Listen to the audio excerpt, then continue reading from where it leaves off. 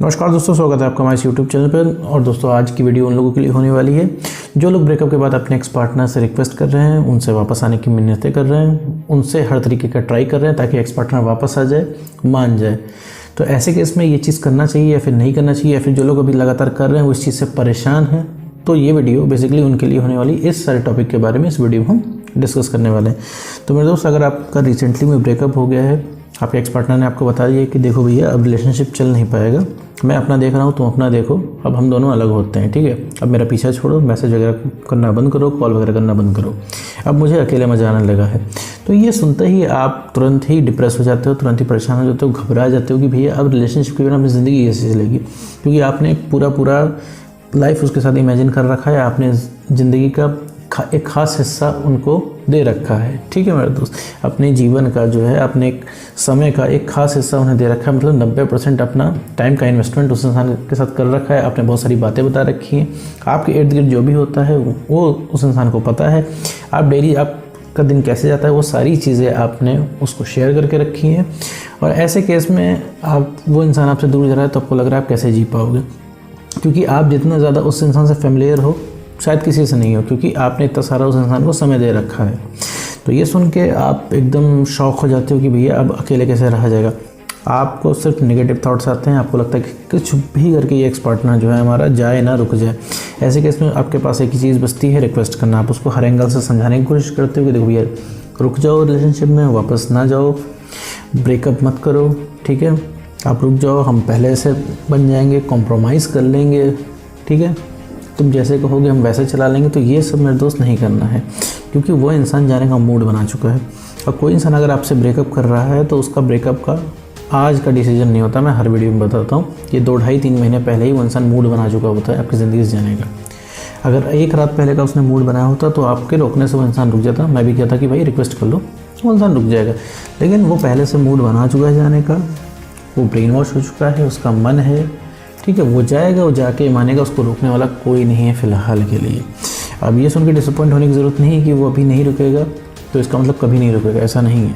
वो इंसान रुकेगा, वापस भी आएगा, लेकिन यही आपको अपने अंदर चेंज करना पड़ेगा, काम करना पड़ेगा। घूम फिरा के बातें आती है काम करने के ऊपर, ठीक है, काम करने के ऊपर तो अभी थोड़ी देर बाद बात करेंगे। आते हैं रिक्वेस्ट के ऊपर। देखो मेरे दोस्त, रिक्वेस्ट करने का कोई फ़ायदा नहीं। तुम्हारा मन करेगा कि रिक्वेस्ट कर लूँ शायद रुक जाए, तो वो शायद वो नहीं रुकेगा, क्योंकि अगर तुम इस वीडियो तक आए हो तो तुमने काफ़ी रिक्वेस्ट कर ली है, साम दाम दंड भेद सब लगा के तुमने देख लिया, लेकिन वो इंसान रुका नहीं है, उसके ऊपर ज़रा सा भी फ़र्क नहीं पड़ा है।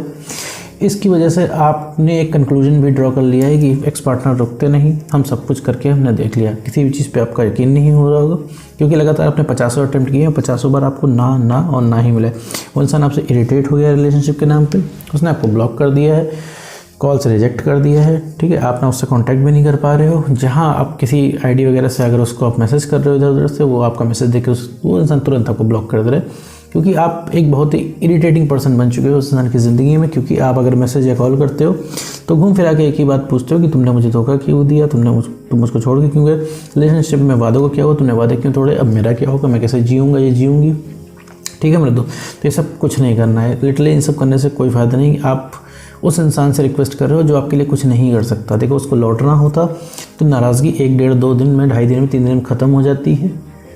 नाराज़गी नहीं है, वो इंसान जा चुका है, ठीक है, ब्रेकअप हो गया है आपका, वो इंसान ब्रेन वॉश हो गया, एक तरीके से कह लीजिए। उस इंसान की अब आदत हो गई है अकेले रहने की, ये समझ लीजिए, ठीक है। और इसका मतलब ये नहीं है कि वापस तलब आपके लिए नहीं जाएगी, लेकिन उसके लिए काम करना पड़ेगा। अब आपको क्या लग रहा है? आपको लग रहा है भैया रिलेशनशिप में ज़िंदगी कैसे कटेगी, आपको लग रहा है कि भैया अब आगे की लाइफ कैसे हम काटेंगे।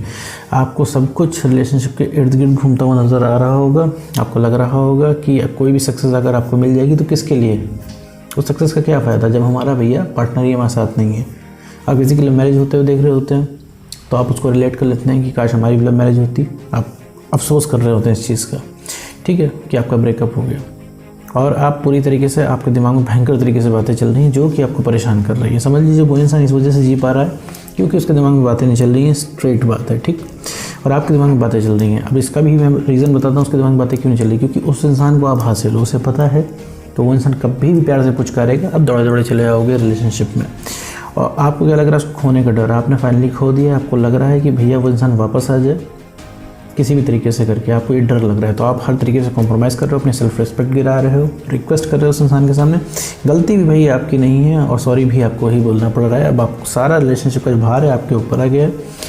रिलेशनशिप को कैसे बचाना है, सब ये रिस्पॉन्सिबिलिटी अब आपके कंधों पे आ गई है, ठीक है मेरे दोस्त।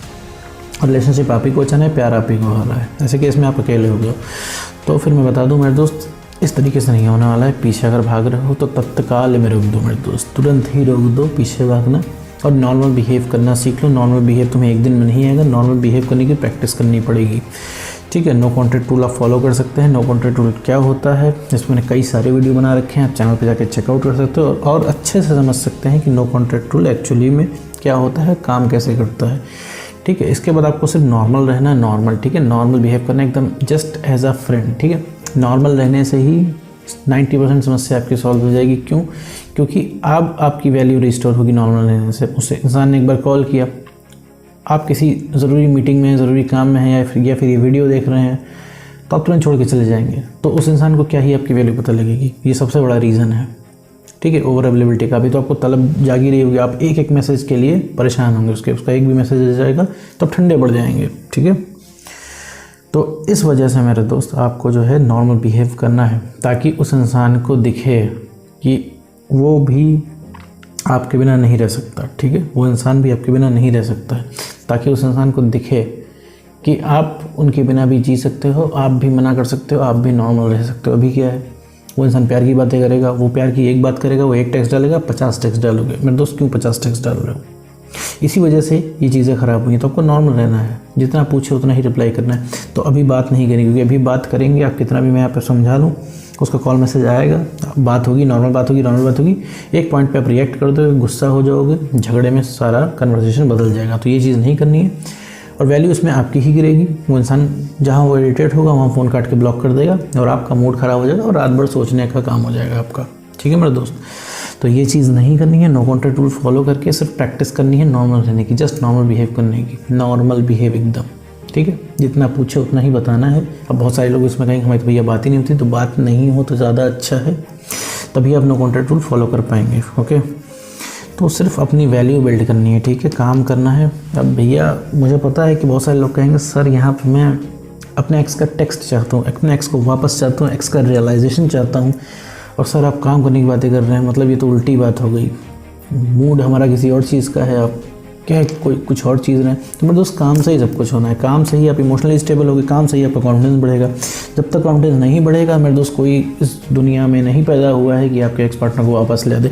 एक बार आपका एक्स पार्टनर का भी मूड कर जाएगा कि लो भैया अगला इंसान इतना परेशान है, इसकी ज़िंदगी में हम आ जाते हैं, वो खुद चाह के नहीं आ पाएगा, क्योंकि उसके अंदर से नहीं आ रहा है आपकी ये हालत देख के, ठीक है मेरे दोस्त। तो आपको अपने आप को सही करना है, इमोशनली स्टेबल करना है, सेल्फ रिस्पेक्ट मेंटेन करनी है, कॉन्फिडेंस बढ़ाना है। ये सिर्फ काम से आएगा। अपने पसंद का कोई काम चूज़ कर लो मेरे दोस्त, डेली नई नई चीज़ें सीखो, जिस चीज़ में भैया इंटरेस्ट हो उस चीज़ में सीखो। तुम्हें गाना गाना अच्छा लगता है तो मेरे दोस्त डेली 2 गाने रिकॉर्ड करो। तुम्हें गिटार बजाना पसंद है मेरे दोस्त, डेली गिटार की प्रैक्टिस कर लो। तुम्हें स्केच पसंद है बनाना तो आप स्केच बनाना पसंद हो, ड्राइंग करना पसंद है ड्राइंग करना शुरू कर दो, ठीक है। 1-2 ड्राइंग बनाओ, ठीक है। नहीं हो तो सिर्फ स्टार्ट करो, तुम मेरे दोस्त तुम्हारा मन नहीं करेगा, लेकिन उस चीज़ में जो तुम्हें सक्सेस मिलेगी, जो तुम एक स्केच बना लोगे, स्केच बनने के बाद जो तुम्हें वो अच्छा लगेगा, तो तुम्हारा कॉन्फिडेंस हल्का सा बढ़ेगा कि तुम्हें लगेगा कि तुम भी किसी लायक हो, कि तुम नालायक नहीं हो। क्योंकि इस सारे ब्रेकअप के ट्रॉमा में तुम अपने आप को लूज़र समझने लगे हो, ठीक है मेरे दोस्त। सिर्फ ये परेशानी है। तो जब तुम धीरे धीरे काम करोगे, तुम्हारा धीरे धीरे कॉन्फिडेंस बढ़ता जाएगा। एक टाइम पे जो कॉन्फिडेंस हाई हो जाएगा मेरे दोस्त, तो तुम्हें जो अपना एक्स पार्टनर जो तोप लग रहा है वो नहीं लगेगा, और फिर तुम्हें सही गलत समझने की क्लैरिटी आएगी कि सही गलत क्या है, ठीक है मेरे दोस्त। तो काम सबसे ज़्यादा ज़रूरी है, कर्म परमो धर्म, ठीक है। काम ही सबसे इम्पोर्टेंट है। कहते हैं ना, बचपन में सब ने पढ़ा होगा, वर्क इज़ वर्शिप, कर्म ही पूजा है। तो सिर्फ काम करिए मेरे दोस्त, अपने ऊपर थोड़ा समय अपने आप को दीजिए, डेली कुछ ना कुछ नई चीज़ें सीखिए, ठीक है। कोई अपने पसंद का काम पकड़ लीजिए, डेली 10 मिनट ही करिए, बट करिए, आपको फ़र्क दिखेगा, ठीक है मेरे दोस्त। एक्स के पीछे भागना बंद करो, भागने से मेरे दोस्त कुछ भी नहीं होने वाला है। रिक्वेस्ट करना बंद करो, उससे भी कुछ नहीं होने वाला है। इमोशनली स्टेबल बनना है, अपनी वैल्यू बढ़ानी है, ठीक है, और कॉन्फिडेंस बढ़ाना है। इसके बाद जो सबसे पहले रीअट्रैक्ट होगा वो होगा तुम्हारा एक्स पार्टनर, ठीक है मेरे दोस्तों। उम्मीद करता हूँ दोस्तों आपको वीडियो समझ में आएगा। तो आज की वीडियो में इतना ही।